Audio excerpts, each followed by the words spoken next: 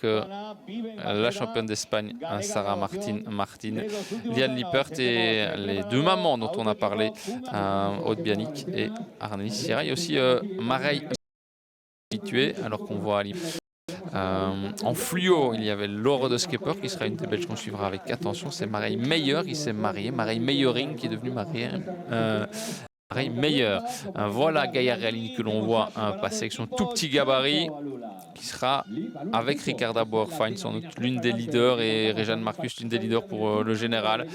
Et vous voyez qu'il faisait bien mouillé, bien humide ce matin. Les deux Espagnols, Mavi Garcia et dont on vient de parler, Paula Blasi.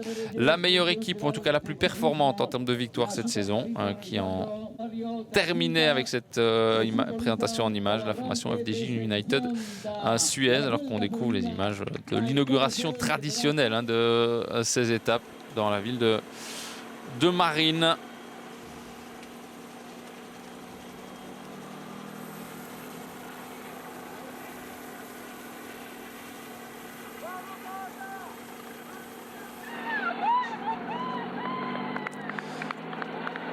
Un haut lieu de pêche, oui, notamment une école navale militaire à Marine.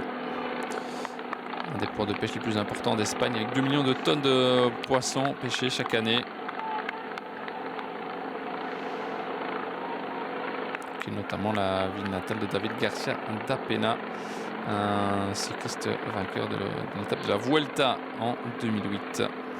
Et une ville de la province de Pontevedra où on accueille régulièrement le Tour de Galice. On a aussi accueilli une étape de la Vuelta masculine, et donc un grand départ. On était d'ailleurs aussi présent dans cette ville de Marine. On est passé par là pour un départ lors de la course par étape au Grand Camino le 27 février 2025.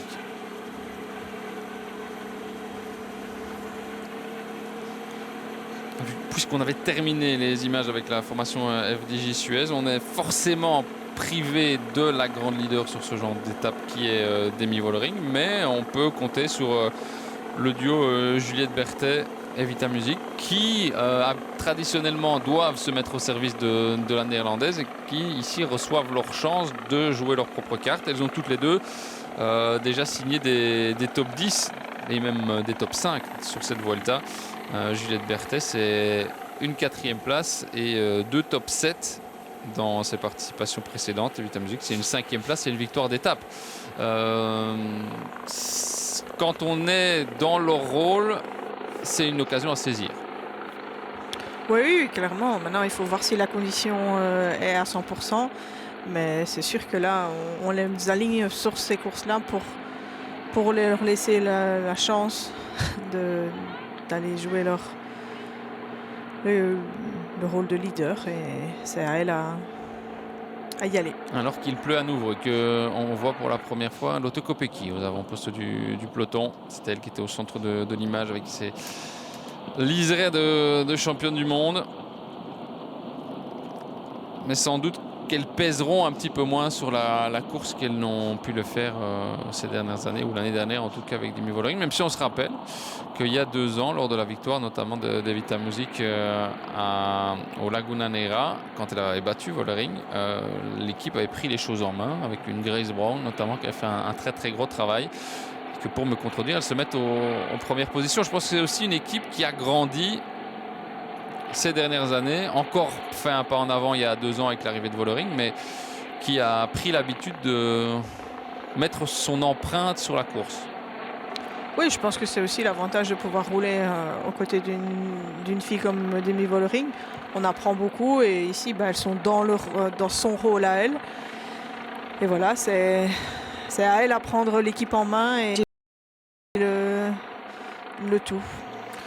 Et puis, on parlait beaucoup du duo français, mais que va pouvoir faire une Franziska Koch qui surprend de plus en plus. On rappelle quand même qu'avant sa victoire à Paris-Roubaix, un de ses résultats les plus marquants, c'était au championnat d'Europe sur une épreuve très vallonnée. Donc attention, quelles sont ses limites? Elle va peut-être recevoir carte blanche pour essayer de les tester dans ce genre d'épreuve. Oui, j'imagine que de toute façon, du côté de chez FDJ United Suez, on ne doit pas prendre la course en main sur cette Vuelta. Donc on va essayer de suivre le plus longtemps possible les meilleurs et ça pourrait très bien être Franziska Koch qui suit le plus loin.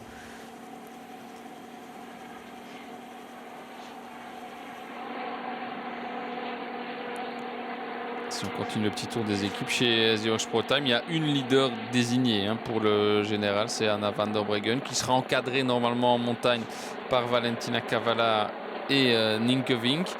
Nienke Vink qui était 9e l'an dernier, qui a fait 10e du Tour de France l'année dernière, qui était meilleure jeune et qui sera encore candidate ici.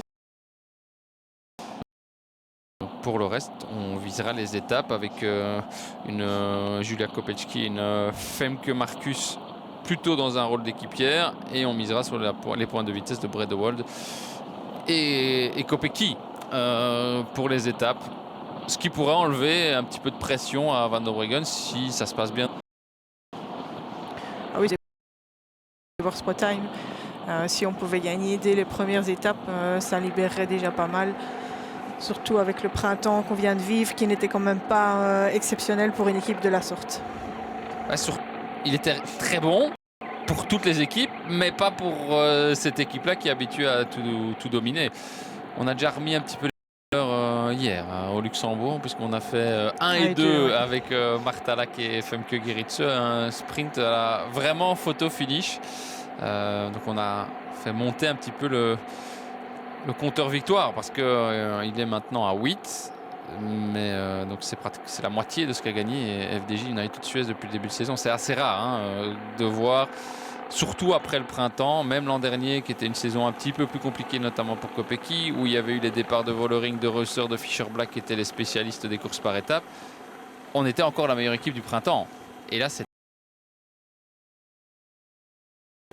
elles ont reculé pas d'un cran, mais même de 2, puisque Team ADQ a dans l'ensemble plus gagné, et même en termes de qualité, elles n'ont pas grand-chose à envier aux victoires de The Horse Pro Time. Il faut voilà, s'y faire, pas l'accepter, mais en tirer éventuellement les conclusions. Mais ça fait partie aussi de l'évolution du cyclisme féminin. On n'a plus toutes les leaders, toutes les meilleures mondiales ou pratiquement dans une seule équipe. D'autres équipes ont eu plus de budget, donc on a pu acheter de très bonnes coureuses et en faire des leaders. Et voilà, c'est quand même pas plus mal quand les victoires vont un peu partout, même si cette année c'était quand même beaucoup pour FDJ Suez.